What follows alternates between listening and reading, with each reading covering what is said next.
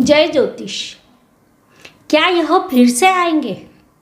महाराष्ट्र के पूर्व मुख्यमंत्री, युवा और मेहनती नेता देवेंद्र फडणवीस ने पिछले चुनाव में घोषणा की थी, मैं फिर से आऊँगा, और पूरे महाराष्ट्र का ध्यान उनकी ओर आकर्षित हुआ था। कई लोगों ने सोचा था वे फिर से जरूर आएंगे, लेकिन वे असफल रहे। उन्हें संघर्ष करना पड़ा, जो आज भी जारी है। राजनीति में कभी भी कुछ भी हो सकता है। तो सवाल यह है कि क्या वे फिर से आएंगे?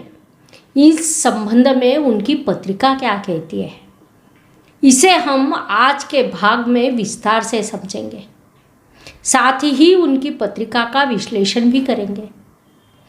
नमस्कार, मैं एस्ट्रो गुरुमा डॉक्टर ज्योति जोशी आज के इस भाग में सभी मान्यवरों का तथा ज्योतिष प्रेमियों का हार्दिक स्वागत करती हूँ।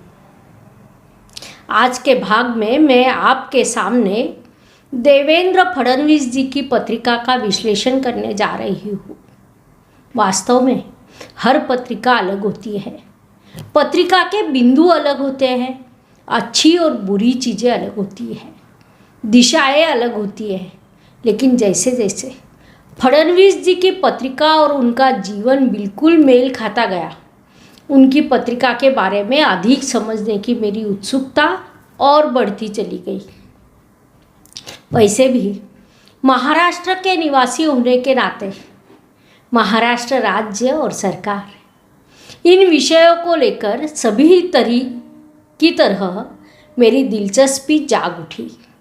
साथ ही देवेंद्र फडणवीस जी की पत्रिका और उसमें विशेष ग्रहों की स्थिति ने मुझे बोलने के लिए मजबूर किया। वास्तव में राजनीति मेरा क्षेत्र नहीं है, मुझे यह कुछ खास या विशेष रूप से पसंद भी नहीं है। इसीलिए मैं आमतौर पर राजनीति के बारे में बात नहीं करती हूँ। लेकिन कभी कभी जब कोई पत्रिका सामने आती है तो वो पत्रिका आपको बोलने पर मजबूर कर देती है। इस समय महाराष्ट्र दोहरे संकट में है।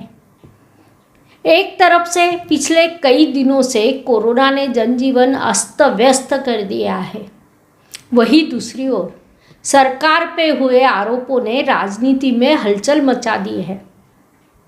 इसीलिए राजनीति के प्रमुख लोगों की पत्रिकाओं को मैं देखना चाहती थी। इसमें मेरा ध्यान महाराष्ट्र के पूर्व मुख्यमंत्री देवेंद्र फडणवीस जी की पत्रिका की ओर खींचा गया। हम इस विषय के बारे में और भी जानेंगे, लेकिन उससे पहले महत्वपूर्ण बात यह है कि अगर आपने अभी तक हमारे एस्ट्रो गुरुमा डॉक्टर ज्योति जोशी इस यूट्यूब चैनल को सब्सक्राइब नहीं किया है तो अभी ज़रूर करें, ताकि हम आप तक ज्योतिष की नवीनतम जानकारी पहुंचा सके। उसके लिए बेल आइकॉन दबाना ना भूलें। इसका मतलब है कि नया वीडियो अपलोड होने के बाद आपको तुरंत पता चल जाएगा। देवेंद्र फडणवीस जी का सामाजिक और राजनीतिक जीवन शुरू से ही उल्लेखनीय रहा है। वह भारत के सबसे कम उम्र के मेयर और सबसे कम उम्र के मुख्यमंत्री बने हैं। उच्च शिक्षित होने के कारण उनका व्यक्तित्व बड़ा ही शानदार है। अपने पार्टी में भी उन्होंने कम उम्र होने के बावजूद बड़ी बड़ी जिम्मेदारियां सफलतापूर्वक संभाली है।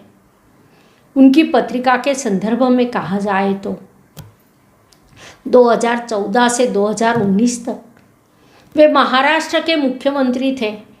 इस दौरान उन्हें बुध ग्रह की महादशा शुरू थी। बुध महादशा समाप्त होने के बाद केतु की महादशा शुरू होती है। बुध महादशा ने उन्हें जीवन में सब कुछ दिया। उनके जीवन की सबसे महत्वपूर्ण चीज़ें इसी बुध महादशा में घटी। उनकी शादी 35 साल के उम्र में हुई, क्योंकि उनकी पत्रिका में सप्तम स्थान में शनि महाराज अपनी नीच राशि में बैठे हैं। उनकी इस स्थिति की वजह से दो चीज़ें खास तौर पर हुई। एक तो उनकी शादी देरी से हुई, और दूसरी बात यह है कि जीवन साथी और उनके उम्र में काफ़ी अंतर था। जब शनि सप्तम भाव में हो और विशेष रूप से जब नीच राशि में हो तो वह जीवन साथी के बारे में कोई ना कोई समझौता जरूर करवाता है, दोनों के बीच में अंतर उत्पन्न करवाता है। वह अंतर उम्र, ऊंचाई, रंग, रूप, शिक्षा, करियर, किसी भी विषय का हो सकता है। यहाँ पर दोनों की उम्र का अंतर तो हम सभी जानते हैं। उनकी देर से हुई शादी के बारे में भी हम जानते हैं।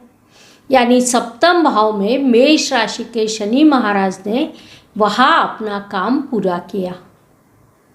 फिर भी देवेंद्र फडणवीस जी की पत्रिका में शनि योग कारक ग्रह है।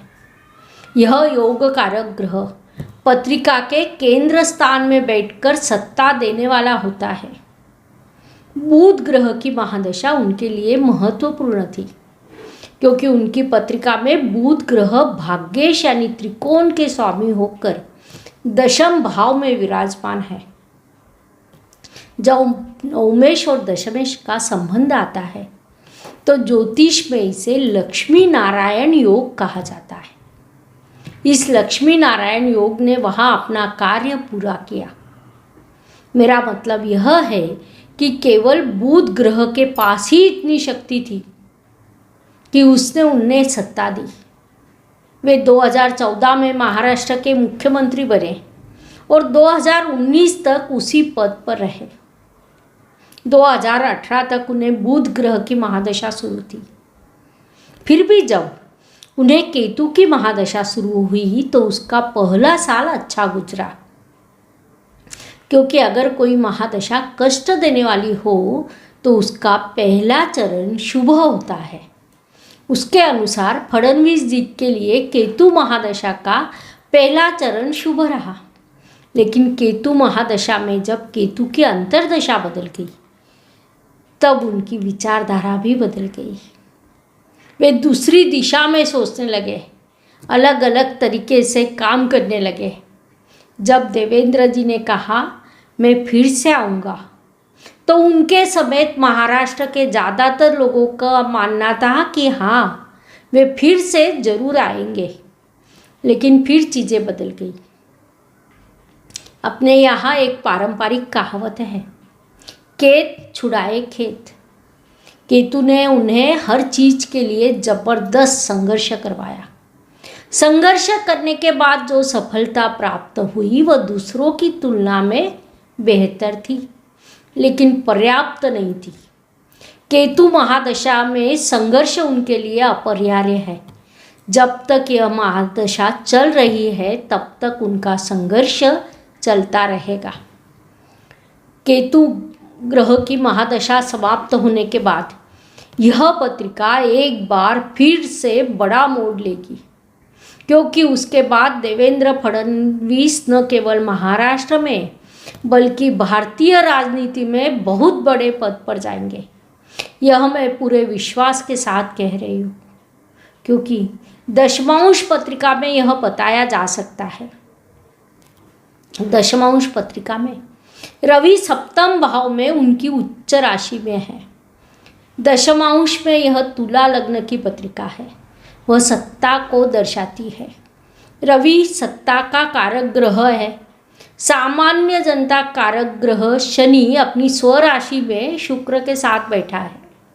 इसका अर्थ यह है कि शनि, शुक्र, सूर्य और बुध, यह चार ग्रह जो इस पत्रिका के लिए बहुत शुभ फलदाता होकर केंद्र स्थान में विराजमान है, वे सब मिलकर उन्हें सत्ता देने वाला है। पत्रिका के अनुसार वह सत्ता के अधिकारी है, इसीलिए उन्हें सत्ता प्राप्त होगी। लेकिन महत्वपूर्ण बात यह है कि यह जनवरी 2025 के बाद ही हो सकता है। अक्सर कहा जाता है, आगे बढ़ने के लिए एक कदम पीछे लेना पड़ता है। शेर जब कुछ कदम पीछे की ओर जाता है तो उसका उद्देश्य आगे बड़ी छलांग लगाना होता है। इस विषय पर देवेंद्र फडणवीस जी को विचार करने की ज़रूरत है। दूसरे साफ शब्दों में कहा जाए तो आज या 2025 से पहले महाराष्ट्र की राजनीति में अगर सत्ता परिवर्तन होता है तो देवेंद्र फडणवीस जी को खुद मुख्यमंत्री का पद नहीं लेना चाहिए, बल्कि किसी अन्य उपयुक्त व्यक्ति को वह दे देना चाहिए, क्योंकि यह समय उनके लिए ठीक नहीं है। इसीलिए उन्हें किंग नहीं किंग मेकर बनना चाहिए। अगर वे आज ऐसा करते हैं तो 2025 के बाद सत्ता उन्हीं की होगी। हालांकि यह संभव नहीं है, क्योंकि आज उन्हें केतु की महादशा शुरू है जो उन्हें संघर्ष दे रही है और वे संघर्ष कर रहे हैं। लेकिन आज अगर वह अपनी भूमिका पर अड़े रहे और उन्हें पार्टी का समर्थन भी मिला तो महाराष्ट्र राज्य का नेतृत्व फडणवीस ही करेंगे, तो सत्ता आते आते जा भी सकती है। कहीं न कहीं नकारात्मक बातें होती ही रहेगी, कुछ गलत निर्णय भी हो सकते हैं। ऐसी विपरीत परिस्थिति में अगर गलत निर्णय लिए जाते हैं तो भविष्य अपने ही हाथों से बर्बाद हो सकता है। देवेंद्र फडणवीस को ऐसा नहीं करना चाहिए। आज उन्हें 2 कदम पीछे हटना चाहिए। उनकी पार्टी में और भी बड़े नाम हैं जो इस जिम्मेदारी को सफलतापूर्वक निभा सकते हैं। इसीलिए यदि सरकार बदलने का अवसर आता है तो किसी और को मुख्यमंत्री के रूप में पदोन्नत किया जाना चाहिए। जैसे मैंने पहले भी कहा कि उन्हें किंग नहीं किंग मेकर बनना चाहिए। यही आज उनके लिए सही होगा। अगर वे आज ऐसा करते हैं तो उनके पास 2025 के बाद एक बहुत बड़ा मौका होगा, क्योंकि उनकी पत्रिका मजबूत है। दुर्भाग्य से उनके जीवन के इस महत्वपूर्ण समय में केतु की महादशा शुरू है, इसीलिए उन्हें सत्ता नहीं मिली। इस दौरान उन्हें हर चीज़ के लिए कड़ा संघर्ष करना पड़ा, जो आज भी जारी है और 2025 तक जारी रहेगा। उन्हें असफलता का भी सामना करना पड़ा, अनारोग्य का सामना भी उन्हें करना पड़ा। उन्हें भाग्य के इन संकेतों पर ध्यान देना चाहिए। मैं राजनीति नहीं समझती, लेकिन पत्रिका मुझे अच्छे से समझ में आती है। उस आधार पे मैं कह सकती हूँ, अगर देवेंद्र फडणवीस जी आज अस्थायी रूप से हटते हैं तो 2025 के बाद सत्ता में उनका बड़ा स्थान होगा। उनकी पत्रिका में विभिन्न योग बने हैं। उनकी पत्रिका में बुध ग्रह अकेला ही शक्तिशाली है। वह त्रिकोण का स्वामी होकर केंद्र में होने के कारण उससे लक्ष्मी नारायण योग बना है। एक और बात यह है कि पत्रिका का राजयोग कारक ग्रह शनि 7वें भाव में उपस्थित होने के कारण वह भी अच्छी स्थिति में है। दूसरी बात है कि शनि मेष राशि यानी अपनी नीच राशि में विराजमान है, किंतु मंगल की राशि में शनि, शनि के राशि में चंद्रमा और चंद्रमा की राशि में मंगल, एक ऐसा त्रिकोण यहाँ पर पूरा हो रहा है। परिणामवश इन तीनों ग्रह और उनके स्थान जैसे चतुर्थ, पंचम, सप्तम, प्रथम और द्वितीय स्थान 2 नीच ग्रहों के कारण मजबूत स्थिति में है।